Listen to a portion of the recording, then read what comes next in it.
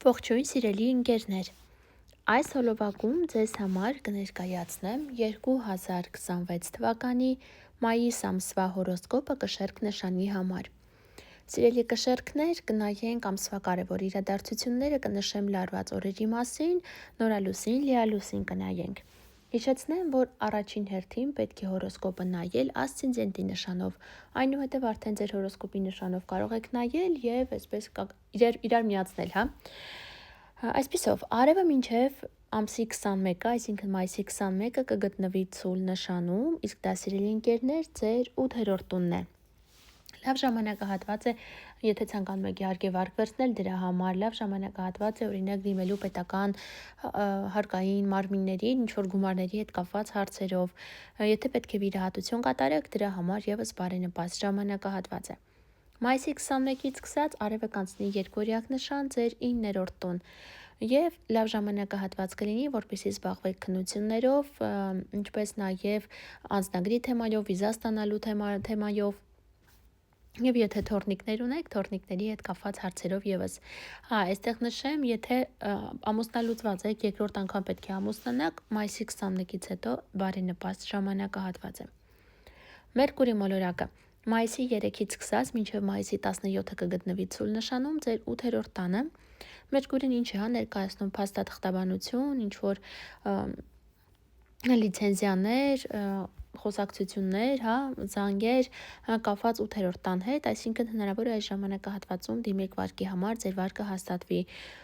կամ դիմեք ինչ-որ պետական համակարգից գումար ստանալու հետ կապված, այդ գումարը ստանաք կամ ինչ-որ փաստաթուղթ ստանաք, որ հստակ տեսնեք ահա է թե չէ։ Ամսի 17-ից սկսած Մերկուրին կանցնի ձեր 9-րդ տուն և այստեղ գուցե այդպես նորությունը կապված լինի, զանգը կապված լինի ինչ-որ քննական շրջանի հետ, քննության օրերը գուցե իմանաք կամ քննության պատասխանները ստանաք, եթե դիմել եք վիզա ստանալու անձնագիր փոխելու հետ կապված, ապա այդ որոշումը արդեն ստանաք այս ժամանակահատվածում և այլն։ Վեներա մոլորակը մինչև մայիսի 19-ը կգտնվի երկօրյակ նշանում ձեր 9-րդ տանը։ Բոլոր նրանք, ովքեր այս ժամանակահատվածում արտերկիր են գնալու, շատ հնարավոր է, որ նոր սիրահարվածություն լինի կամ այդ սիրահարվածությունը կարող է կապված լինել ձեր համալսարանի հետ, այսինքն համալսարանում ինչ-որ մեկին հանդիպեք, ով հետագայում կդառնա ձեր ապագա կինը կամ ամուսինը։ Վեներան 9-րդ տանը իհարկե այսպես շատ կենցաղային մակարդակով եթե նայենք այս ժամանակահատվածում օրինակ գուցե համալսարանի վարձը վճարեք կամ ինչ-որ նման հարցեր լինի կամ ուղղակի ինչ-որ գնումներ կատարեք կամ վճարներ մուծեք կապված անձնագրի փոփոխության հետ, վիզա ստանալու հետ և այլն։ Մայիսի 19-ից սկսած Վեներան կանցնի Խեցգետի նշան, դա ձեր 4-րդ տունն է, ներողություն ձեր 10-րդ տունն է, իսկ 10-րդ տունը մեր կարիերան է, ստատուսն է։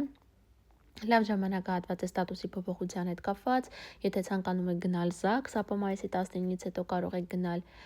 ինչպես նաև եթե կարիերային փոփոխություններ պետք է ունենալ, ղեկավարության հետ կապված ինչ-որ քննարկումներ պետք է լինեն, մայիսի 19-ից հետո բարենպաստ է։ Մարս մոլորակը մինչև մայիսի 19-ը կգտնվի Խոյ նշանում, իսկ դա սիրելի ընկերներ ձեր 7-րդ տունն է։ Հնարավոր է լինեն տարաձայնություններ ամուսնու կամ կնոջ հետ, հաճախորդների հետ, ինչպես նաև գործընկերների հետ։ Մայիսի 19-ից սկսած Մարսը կանցնի ցուլ նշան ձեր 8-րդ տուն, այստեղ զգույշ եղեք, վտանգավոր իրավիճակներ կարող են լինել, ճանապարհներին եղեք շատ զգույշ, սուր կտրող ծակող գործիքների հետ աշխատելիս, ինչպես նաև կրակի հետ աշխատելիս։ Յուպիտեր մոլորակը շարունակում է գտնվել Խեցգետի նշանում ձեր 10-րդ տանը, այս ամսում 18-ից 23 աստիճան շարժվելով, անցած տարվա հունիսի վերջից մինչև այս տարվա հունիսի վերջ, այնտեղը ձեր 10-րդ տանն է գտնվելու, բերելով ձեզ իր նվերները։ Հիմա ինչ նշեմ, շատերը ձեզնից արդեն զգացել են, իսկ ովքեր չեն զգացել, այս ամսում են զգալու, ես կնշեմ հիմա, թե ովքեր կզգան Յուպիտերի դրական ազդեցությունը։ Յուպիտերը 10-րդ տանը վստահ են, որ շատերը այս ժամանակահատվածում ամուսնացել են կամ եթե ցանկանում եք ամուսնալուծվել, ապա այդ գործընթացը անցել է շատ արագ, հեշտ։ Շատերը նոր կարիերա են ունեցել, նոր աշխատանքի են անցել, նոր պաշտոն են ունեցել կամ դեռևս կունենան, կամ կարիերայում զգալի ինչ-որ աճ եք ունեցել։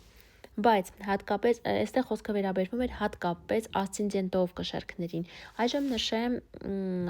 թե ովքեր բոլորից շատ կզգան հենց այս ամսում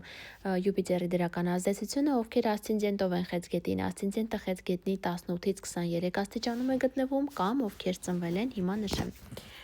հոկտեմբերի 10-ից մինչև հոկտեմբերի 15-ը ընկած ժամանակահատվածում մի օր առաջ հետո եւս հնարավոր է, դուք բոլորից շատ եք զգալու Յուպիտերի դրական ազդեցությունը այս ամսում։ Սև լուսինը շարունակում է գտնվել աղեղնավոր նշանում, այս ամսում 14-ից 18 աստիճան շարժվելով, աղեղնավորը սիրելի ընկերներ ձեր երրորդ տունն է, իսկ սև լուսինը լարվածություն, գայթակղություններ, վախեր է բերում, հնարավոր է փչացնի հարաբերությունները քո եղբայրների հետ, հարևանների հետ, գոլեգաների հետ, կամ զգույշ եղեք, որ հնարավոր է ձեր հեռախոսը կորցնեք, գողանան, նման ինչ-որ հարցեր կարող են լինել։ Ոչ միայն այս ամսում, իհարկե, դեռևս սև լուսինը մի նշանում 9 ամիս է գտնվում եւ դեռևս մի քանի ամիս էլ այնտեղ է գտնվելու։ Սատուրն մոլորակը, սիրելի ընկերներ, շարունակում է գտնվել խոյ նշանում այս ամսում 9-ից 12 աստիճան շարժվելով։ Իսկ դա նշանակում է, որ Սատուրնը շատ լուրջ կարգուկանոն է մտցնելու ձեր կարիերա, ձեր ստատուս եւ մեծ փոփոխություններ է բերելու, գուցե ինչ-որ դժվարություններ լինեն այս առաջիկա 2 տարիների ընթացքում, բայց եթե դուք պատվով անցնեք այդ դժվարությունները, խոսքը կարիերային է վերաբերվում, ապա հետագայում կունենաք շատ լավ կարիերա։ Կարծես այս ժամանակահատվածը ձեզ համար գուցե ոմանք շատ սովոր են այդ ժամանակահատվածում, բայց հետագայում արդեն 2 տարի հետո ամեն ինչ ձեզ մոտ կկարգավորվի։ Սատուրնի ազդեցությունը կզգան բոլոր այն կշեռքները այս ամսում, ովքեր ասցենդենտով կշեռք են, ասցենդենտը կշեռքի 9-ից 12 աստիճանում է գտնվում, կամ ովքեր ծնվել են, հիմա նշեմ, ամսի հոկտեմբերի 1-ից հոկտեմբերի 4-ը ընկած ժամանակահատվածում, այնպես որ սիրելի ընկերներ, Սատուրնը իր կարգուկանոնը բերելու է ավելի շատ ձեր կյանք հենց այս ամսում։ Այժմ նորալուսնի եւ լիալուսնի հետ կապված, նորալուսինը կլինի մայիսի 16-ին, մի 2 օր առաջ 2 շաբաթ հետո իր էներգիան կթողնի,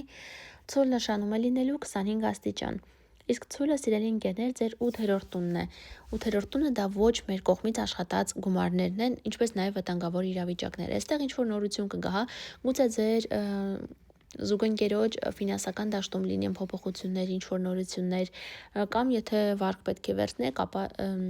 հենց այս նորալուսնի ազդեցության ներքո դա լինի։ Այժմ լիալուսնի հետ կապված այս ամսում մենք ունենալու ենք 2 լիալուսին։ Առաջին լիալուսինը կլինի մայիսի 1-ին, կարիճ նշանում, ձեր երկրորդ տանը, իսկ երկրորդ տունը դա մեր ֆինանսների աշխատավարձի տունն է, այս օրը ինչ-որ վերջնական տեսք կունենա որևէ ոլորտ, որը կապված է ֆինանսների հետ, ինչ է դա նշանակում, այսինքն գուցե գումար ստանաք այս ժամանակահատվածում, ինչ-որ բան վաճառեք եւ այդ վաճառքից եկած գումարները արդեն դուք տեսնեք, հնարավոր է ուղղակի եթե շատ պարզ կենցաղային մակարդակով նայենք, այդ ժամանակահատվածում ձեր աշխատավարձը կստանաք կամ գուցե ինչ-որ հաճելի նվեր, արժեքավոր նվեր ստանաք։ Հաջորդ լիալուսինը մայիսի 31-ին կլինի, մի 2 օր առաջ 2 շաբաթ հետո իր ազդեցությունը կունենա, այն կլինի աղեղնավոր նշանում ձեր երրորդ տանը։ Երրորդ տունը դա մեր քույր եղբայրներն են, հարաբերություններն են